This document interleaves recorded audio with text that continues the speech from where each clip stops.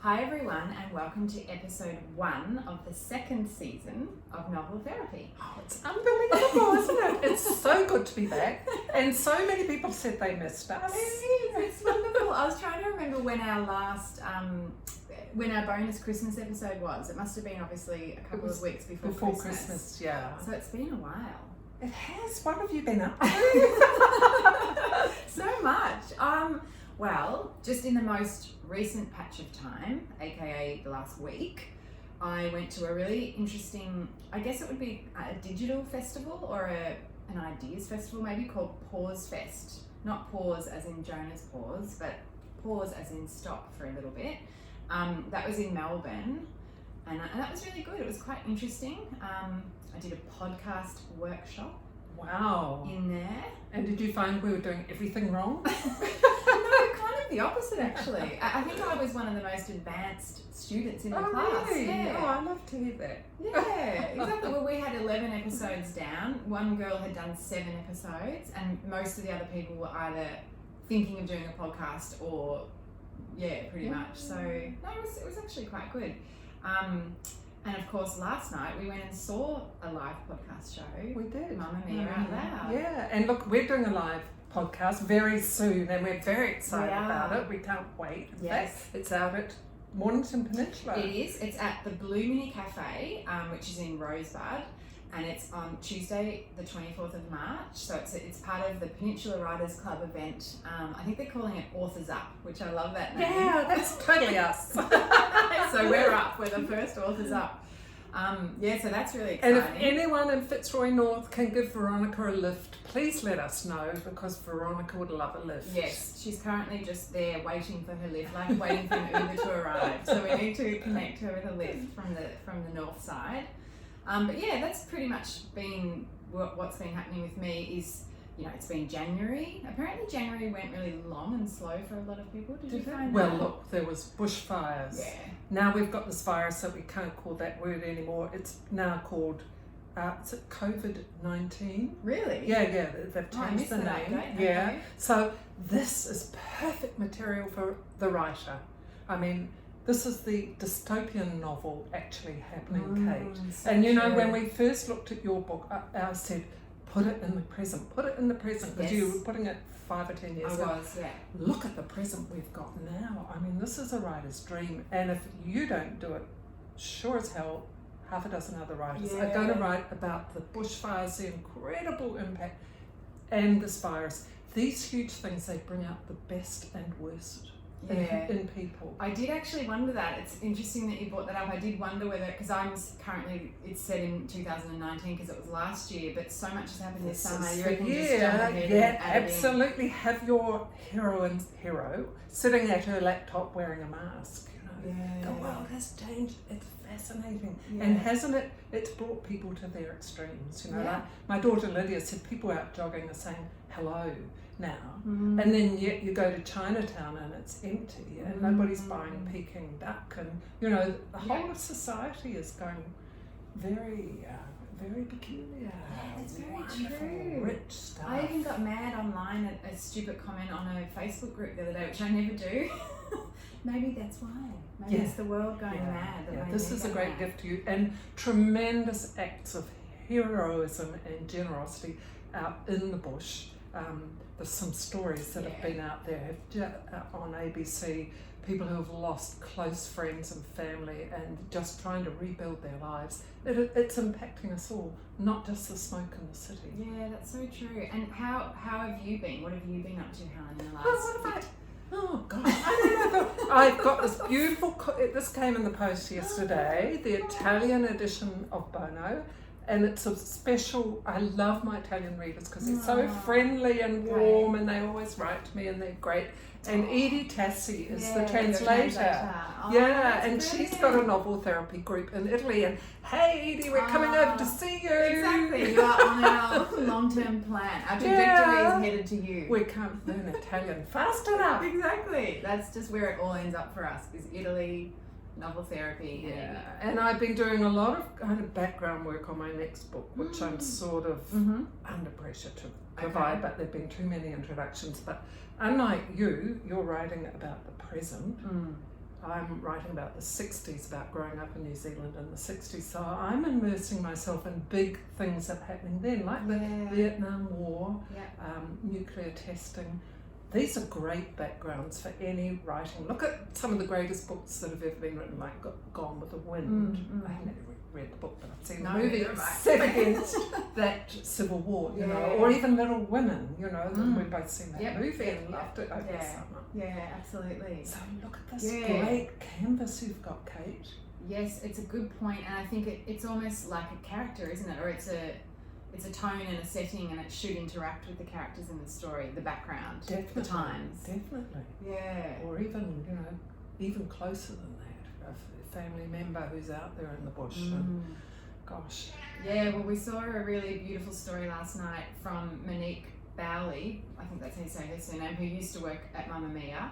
I think she's now a journalist, but she told the story of her brother's winery burning and showed it with photos, and it was a really powerful and simple storytelling technique that really personalised the bushfires, didn't it? Just one story, one man, his business, and it was her brother, and you could hear her emotion, and it was really impactful, wasn't it? Yes. Yeah. So, that's a good point. Fascinating times. Yes, it is. So with season 2, I might just quickly update our listeners too. There's a couple of exciting changes happening. One that they will see when they're listening to this, which is we have a new logo. Woo! We shared the photos. We haven't even been airbrushed. No, it's just we're just naturally hashtag no filter. Hashtag no edit. That's exactly right. We had a really fun day here with Libby, who's a friend of mine down in, the Peninsula. Swell Creative is the name of her business. She's a designer, and she has taken photos of us, put it into a fun sort of context. Jonah is He's sitting on top of the printer at the moment, licking himself. He's just checking out that everything's in order. Yeah. So that was really fun, wasn't it? It was. Yeah. It was, and we're very happy with the result. We're thrilled, and it gives us a fresh new look. And also, we're going to try and keep our podcast a bit tighter to time this season. Yes, where are we at? 30 minutes is our aim. Maybe a little bit longer if we have a guest. We've got a guest, yes. Yeah, but we're going to try and keep it a bit tighter and punchier, and we're just really excited to bring you season 2. Yes. Yeah. So, shall we, on that note, dive into our clinic, which is our main section? Well, this was my idea because we're beginning a new series. I thought, let's look at the beginnings of books because they're so pivotal. They set the tone of what you're going to be reading. You pick a book up in the bookshop and many people look at the first sentence. Do they? Oh gosh, I would never do that. Many people look at the last page. But I would say, in the majority of editors and people in publishing will look at the first. Really? Yeah, so you don't have a great deal of time to hook your reader's curiosity, compassion, interest. And so I've asked you to pick up a couple of your favourite ones. I've just brought one of my favourite entries into one of my favourite books. Okay. So and then we'll hear yours. Yeah. And look, I think often when you're writing a book, the first paragraph is the last thing you write ultimately. So forgive yourself if you're not happy with your I noticed I edited it when I was doing this. You'll edit it forever, Kate. Okay. You will. So would you like to start with your one? Sure. Yeah. I've only got a couple of sentences. That's good. Where is it? So she's now going to be wearing a mask. Exactly. I'll put on my mask of fear and shame. No, okay, so mine is: God is definitely not a woman. Mairead typed softly into her keyboard. She smiled guiltily to herself. No one could see her screen from here. Good. I stumbled a bit through that. Yes. Yeah. So God is definitely not a woman. Mairead typed softly into her keyboard. She smiled guiltily to herself. No one could see her screen from here. Good. I can almost smell the smoke coming into the office as she's typing. Remember those smoky days in Melbourne? They were surreal. They were. Good, okay. Now what about, have you got a most favourite book? I've got a few. I pulled out whatever was sort of nearest to me. I love Curtis Sittenfeld, is one of my favourite authors. She's an American author, and one of her recent books is called Eligible, which is a rewrite of Pride and Prejudice. And modern Good Pride and title, Prejudice. And her first line is, well before his arrival in Cincinnati, everyone knew that Chip Bingley was looking for a wife. Gosh, that's very Pride and Prejudice. Yeah. Well, she's even got Wow. names. Yeah. Gosh, I didn't know men still looked for wives. That's fascinating. Well, I'll tell you mine. I fell madly in love with a book called Less. Oh, Joan, he's always jealous if I fall in love with anything. Anyway, Less by Arthur Sean Greer. I always find his name hard to remember, which is difficult considering I'm madly in love with him. And I actually fan-stalked him at the Auckland Writers' Festival a while ago, and he's as gorgeous as his writing.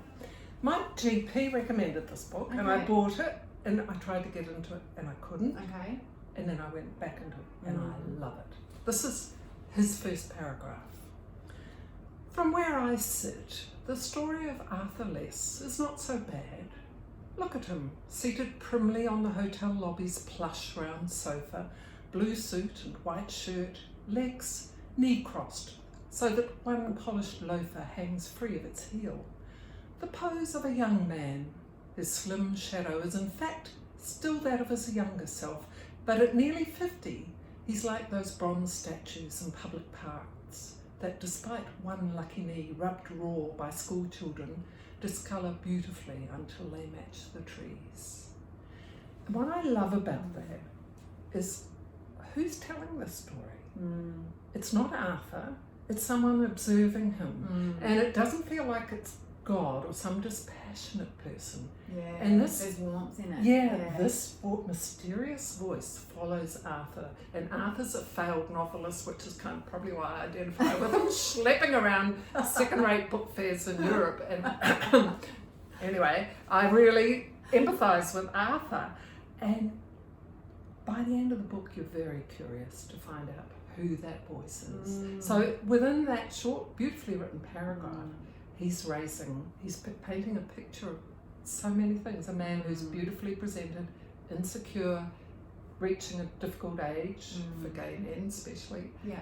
And it carries you through. It does. And it's interesting because I wanted to talk a bit today in terms of updating you about character. And it's interesting that the example you've chosen is such a... It's character. It's giving us character as an entry into story. And that's what will pull you through into a book, to follow the book through. Yeah. Well, here's a really different example. I don't know if you've ever read Before I Go to Sleep, S.J. Wilson. It was a first-time novelist that did really well, so that really annoyed me. I was like, damn it. Apparently this man was worked in the NHS in England, and then went and did a book writing course, and of course his first book is a bestseller and it's become a movie. Don't worry about that. Whatever. I mean, be careful what you wish for. Just enjoy the process, because you're getting so much more out of it. No, and that's look, true. if you get a contract, your life will implode. It'll be awful. It'll be a whole new season of novel therapy. There's the pain of being an unpublished writer and the pain of being a published writer. And then you'll be furious you're not getting enough copies sold, you're not getting enough publicity. The writer's pay never ends. So don't worry. Good to know. Enjoy this. Take that. Writer's pay never ends. We're here to make you feel good. So this start I thought was really cool. Almost quite different to what you just read. Yeah. The bedroom is strange, unfamiliar. I don't know where I am, how I came to be here. I don't know how I'm going to get home. Lovely. So it's almost quite the opposite of that. That's quite long sentences, descriptive. This is short and quite panicked. Yes. And don't you want to know? No wonder he got that published. Yeah. And you feel empathy with that person's vulnerability because of the short sentences. Yeah. There's an honesty about it. Yeah, that's good. Yeah, I'm going to read one more for our listeners. Some of you may know this one. I'm not going to say the title. We're not getting a kitten, I said, negotiating our station wagon about a bend the shape of a pretzel. We're just going to look at them. That's Cleo. That's Helen's. That's Helen's opening line. I didn't see your face. Oh, no. What were you doing? Well, I was holding my breath because now you see I'm starting a new book myself, and I thought, oh gosh, how do you do this? So I went back and looked at that. Did you? I thought, there's a question raised. It's not great art, but one quote I absolutely love. I've been watching comedians in cars drinking coffee with Seinfeld. Yes. And one of them said, don't ever think you're going to sit down and write something important. It's a recipe. That's very liberating. Yeah. Yeah. It's never going to be important. Yeah. If it is, well, hallelujah, but it's not going to be important. So just frigging do your best and enjoy it. Yeah, that's true. Actually, there's one more here, which is literally just a sentence. This is another favourite author of mine, Marion Keyes, who has a new book out. I'm so excited. She's Grown very Ups. clever. Yes, I saw that. And she wrote in a piece in The Guardian, my friend sent me, saying she only reads female authors. She won't read male authors, just to make a sort of bit of a stand. What a legend. Her opening line from The Break, myself and Hugh, I say, we're taking a break. What a great opener. That's so cool. It's so simple. It just sets it up. Yeah. Straight away, you want to know why. Yeah. And this thing, I say. So she's having to own up socially. Yeah, who's she saying it to? Yeah. And what does Hugh think about it? Yeah. You know? I say this, but yeah, gosh. Well, that's true. It's interesting that point you just make, that relationship between the narrator, can we trust them? You know? Yes. Or just that sense of, like your one, who's describing it? Yeah, so it's interesting. That whole choice about omnipresent, you know, like how do finding you the voice, yeah, finding the voice, yeah. And probably the simplest way to go about it is to just do it in the first person and have things happen to them. Yeah. That's all I've been capable of in my life. Well, see, I went for third person. I don't know why. I sort of made that decision from the start. Actually, I think in my novel I did third person. Yeah. And that does give you flexibility. I think there's obviously, it feels easier to do I, but I just wanted to make sure I had that little bit of extra distance. I don't know, that was just an instinct to be able to describe her. I don't know, for some reason, I think because I write so much in my journal, I just wanted to step back, have a crack at stepping back. There's some wonderful stuff there. And I can just feel in my bones the hours and months that have gone into creating those few short paragraphs that we've just read to each other. Yeah. David Sedaris is a writer I admire greatly, and he said he writes everything 16 times. Wow. And I would be up there with that. Really? The simpler a piece of writing looks, the more work's gone into it. Yeah. So there you go. It is interesting. All right, so in terms of an update, because I know a couple of people have sort of said, how am I going with the writing and everything? Yes. So what I've kind of done, I don't know exactly how many weeks it's been over the break, but I did have a couple of weeks off, obviously, for Christmas. But the main sort of progress I've made, and what I want to show you and tell you, is that, as Helen and I were talking about last night, when I first started this process, I was really adamant that my mother's death would not be part of my novel. I just didn't think it was. I thought my novel was about being cheated on and overcoming that. It was going to be about a relationship breakdown that leads to a better outcome for a woman. So I sort of erased the child, which I have in my real life, and I raised the dead mother, because I just thought, keep it simple. But of course, part of the process for me in season 1 was actually realizing that if I go in and share my pain and actually share, or at least utilize some of the things that happened to me in losing mum, it could actually help others, and it could actually help me. And it's been probably the biggest gift so far of novel therapy, is realizing that I can deepen my novel. I think back at the start, I've written everything down pretty much that you've ever said when I would listen back, and you said go deeper. You said make the characters more complex. Don't be afraid to tell those stories. So I feel like the main part of work I've done, I haven't really progressed my word count. In fact, I've minused a third of what I'd written, because chapter 3, delete button. It's a very I important. deleted a few thousand words because that's fine. Chapter It's 3, your friend, it the was delete button. Yeah. I mean, I'm paranoid enough to keep it in a scrap document just in Yeah, case. good. But but what I've done, because that third scene, basically I want to get to this, in the first 3 chapters I want to get to the point where she finds out the allegation that her husband's cheating, but I needed that third scene to be I wanted it to be a family dinner. So I had to rewrite all the characters, because I had an alive mother. Now I've changed it to a deceased mother, a stepmother. I've actually changed all the family characters, and what I realised was that family is more important than I perhaps first thought to this story. So I've really made a lot of effort to shape the sister character, the brother character, the father, the stepmother. I had to go back, even though she's not present in the book, I spent a lot of time working on the mother's character, why she died, how she died. And so essentially, I've rewritten the whole plot outline. Yeah. It now has different. It's a different story, really. Yeah. So the first 2 chapters stand, although I've made little adjustments about characters and different things. And I think now one thing I'll note now is to go back and add that layer of 2020. Yes, Add please the do. smoke, Absolutely. add the donating to the koalas. You know, Yeah. being heartbroken about. And a connection with a character that's very... Yeah, well, that was what was lovely about that story last night. Yeah. Exactly, because someone in an office is Someone's- going to know someone who lives in the country. And someone's writing that book now, Kate, and that person Yeah. should be you. So look, if you're listening to Yeah. this and you're struggling with your massive creative project, unraveling, taking, I'm a terrible knitter. Every now and then I have to unravel all the stitches and start again. That's fine. You've still got the wool. So keep going, Yeah. but mostly enjoy it. That's the Yeah. purpose. Well, I started writing only last week because I spent a lot of time on this character document to the point where it's ridiculous. It's 17,000 words long. I know, it's quite embarrassing. But I followed the template that I learnt from that character workshop I did at the end of last year. And actually, it's funny because, and that's why it was interesting hearing your paragraph that you read out, because it's so character driven. Yes. Yeah. And it's made me feel glad that I've spent that time, Yes. even though it's felt like I've been not progressing, but actually I have, because I feel that the characters I've developed, because I've taken the time to actually go, what were their big standout childhood memories? What's their star sign? Do they believe in that? What's their quirk? What do they not like to eat? I've done that work now, and I feel actually when I had it started again on chapter 3, it was so much easier. Yeah. And I feel kind of excited now that I've spent the time imagining who these people are, and now I get to play with them. It's like a puppet maker kind of. I'm playing with the puppet, and now I get to insert them into the scene. So I'm hoping it will pay off, the work I've Of course done. it will.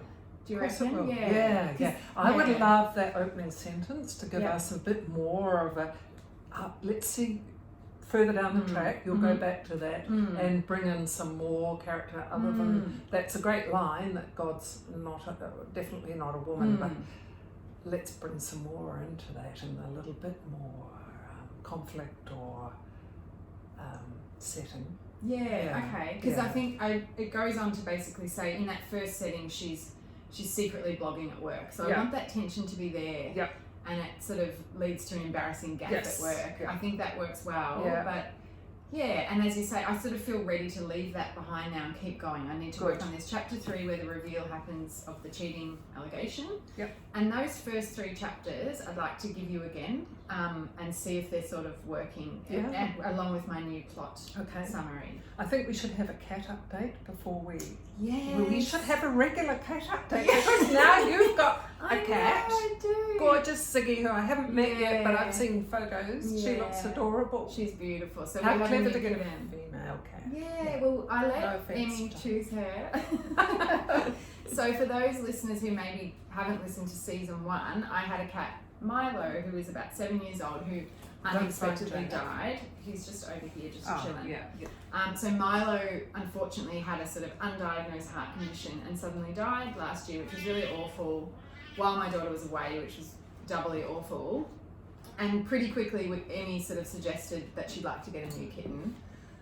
So we did. We went down to the RSPCA on the peninsula on the early January, and I let Emmy choose. Emmy chose this little white kitten with tortoiseshell kind of markings and a cute little, she looks like Batgirl. She's got like the brown and black on her eyes like a mask, and the rest of her's white. And it's a girl, and we called her Ziggy Hazelnut because Isla wanted to call her Hazelnut, so that was the compromise. Very good. Ziggy Hazelnut, and she's mad.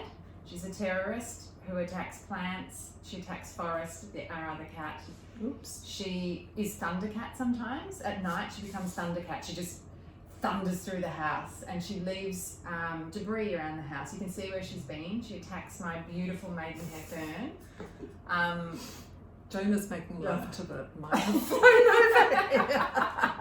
Jonah's probably flirting with Ziggy. I think that's what's happening. Well, I've But had to she's a meet one delight. day. Oh, And it's that's actually, wonderful. it is really lovely to remember the energy of a kitten. Yes. They don't make sense. They're No, crazy. well, I must come and see her for research for my book too, because I'm writing about it. Well, Tabby. maybe down Yeah, when you come when- down when for we do the Rosebud, live. pop into my place on the way and meet Ziggy. Jonah's big news, and it only happened yesterday. This is just wonderful. I've found, and it's through a friend of mine, Honorina, we have located a vet who will visit you in your home.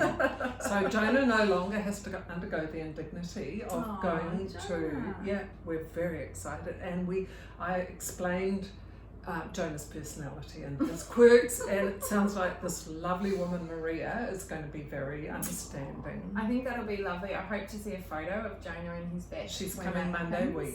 Okay, Yeah, well I look yeah. forward to seeing that in the Facebook group. Yes. So now I'm looking at the time. We might be on to. Yeah, we're Yes. perfectly on time. We're ready to go to Planet Social. And just to finish up the cat book section, and you need to give me a diagnosis though, Helen, for my current state of writing. I think you're in a great space. Oh, good. I feel like I am Yeah, too. yeah. No, It's just so keep good. at it. Just I'm keep very at it. Yes. I don't think I have any medication to I offer love you this today. I always Other feel than good. laughing a lot. That's so important. And not taking it too seriously. No, What was that thing you said? Don't think you're writing something important. It's never going to be important. I like that a lot. That's liberating. And please look at this dystopian world of 2020. I'm taking that on board. I think that's really free smart. material. And it's, as you say, it's fascinating. The world has changed Yeah. in January, And we especially need- for Australians. We ordinary people need to try and make sense of it. And Okay. this is where writers and artists come into their own, because they interpret extraordinary events and help us make sense of them. So please, Kate, I love that. writers, painters, artists, storytellers, please help us. I'm so glad you've encouraged me to do that, because I was thinking a little bit about it, but now I realise it's kind of important. Well, that part's important, isn't it? Yeah. And somebody said Australia's like the canary in the coal mine, you know, this shocking summer we've had. The rest of the world Yeah, it's is... woken up the world. Yeah. So Okay. you're in the perfect position to tell the story. All right, I will take that on board. I like that a lot. So to finish, again, for those who might be new to the podcast, because my day job is social media marketing, and so what we do is have a little, Jonah's really in love with that microphone today. We have a little update called Planet Social, which is just a snapshot of what might be happening in the world of social. So the update I have today is connected to Pause Fest, because at Pause Fest, you know, lots of topics came up that are related to brands and business and digital and marketing, etc. And it's also what I noticed, at this time of year, you get a lot of reviews of social media trends in 2020, which I think we touched on in December. But one of the big trends that I noticed was big at Pause, and it was big at, it featured in all these reviews and predictions, is purpose. It was so lovely for me, and I think if I've got time, I'm going to try and put a blog post together of the key themes I felt were really prominent at Pause. Do you know what they all were? They were all about meaningful stuff. Instead of like, get your customers, be amazing, neon lights, it was all much more meaningful. You mean I It was a real can't wear my change. glitter jacket? I've only worn my glitter jacket once, and that was at Christmas. No, that's part of it, because it's about authenticity and purpose. But this is less for a writer, because you have purpose. This is more for businesses. But what they're basically saying in these reports and at Pause and everything is that, do you know what? Purpose-driven businesses are doing better. That's good. It's kind of exciting, isn't it? And we need integrity as well, please. Yeah, absolutely. Yeah. And you know why? Because millennials, who are currently aged 23 to about 38, millennials just won't stand for crap. They see through regular advertising. They see through, Thank if your goodness. real objective is to make Oh, money. Jonah's showing his anus. I'm sorry, I put him off the thing. It's a bit... This sentence I didn't expect to hear today, but look, it does happen. But yeah, so I found that really interesting. So for example, here's a way to quantify it. Apparently purpose-driven companies are seeing higher share gains and basically better business. They grow 3 times faster on average than their competitors, according to Deloitte. So that's kind of an interesting trend that I noticed. And when I translate it to myself, it's interesting with what you're saying about use this current climate and inject it and that's kind of purpose too. It is. Do something It useful, is. have a reason that you're trying to share. And I guess back to our whole reason for being with this podcast, using a bad experience and grief to hopefully help others, that's purpose too when you think about it. Oh, totally. Yeah. Because what else are we here on earth for if not to help others? Because otherwise our existence is pretty minimal, really. Yeah. And no matter how long you've got on the planet, do something good in one day. even if it doesn't turn out the way you had intended. Oh dear, I've got a few ideas. Oh, there's so much to talk about. Oh, there is. But that's a wrap for us. We're on time. I'm so proud of us. I can see the clock counting down there, just over 30. So we will endeavour to be very polished and punctual week after week, and we will bring our purpose to you, our listeners. We'll be purpose-driven podcast, but also having fun. And we love hearing from you. Yeah, so, we really do.